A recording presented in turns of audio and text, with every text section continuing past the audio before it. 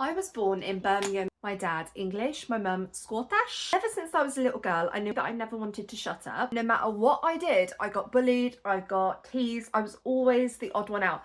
Come to find out when I was in my early 20s that it was actually never depression or bipolar or needing anger management. I was autistic. The little old me was going around her life not knowing why she felt like an alien. When I was 14 years old, the family decided to up and move, and so obviously a massive, huge culture shock. Being autistic, having to change literally schools all the time, I just never really settled long enough to create like long-lasting friendships like all the other kids, which just made me feel even more of a weirdo. Acting was like the one where I didn't feel left out, I didn't feel weird. I was in like theatre from a really young age. I went to Performing Arts College and went to a really amazing film school, screen acting school. Lived in London for 2 years. I was just living the life of Riley, but obviously remember I'm autistic and I don't know. I'm having a massive breakdown because I was doing long distance with my childhood sweetheart at the time. That obviously kind of like broke down. I didn't like the whole like networking side of the acting industry. Once I graduated, I went back home to Guernsey because I had a massive mental breakdown. I met this guy, let's call him John. What a whirlwind that was. I got pregnant by accident,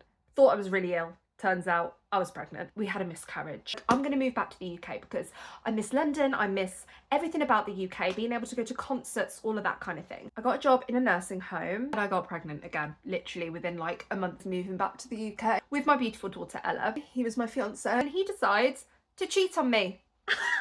And dumped me while I was pregnant out of nowhere for another woman. Then I met my now husband. So he had this girlfriend who was pregnant. It was just such a weird situation, but we've been together 10 years and we have never been apart. We have an amazing other little girl called Daisy. We fostered children. I was working as a nursing assistant in hospitals. And that guy who left me while I was pregnant, he was never involved. Matt's legally her dad. The really cool thing is, and what's gone really full circle, my daughter is obsessed with Harry Potter, and when the HBO open auditions came up, she wanted to audition for it. She got actually through quite a few rounds. It just made her fall in love with acting. And because of that whole journey, she's actually signed to like a really prestigious talent agency. She's so many cool auditions for so many amazing projects last year in 2025. She booked her first job. She was a voiceover for like a PlayStation, Xbox game. Acting never worked for me because it was never for me.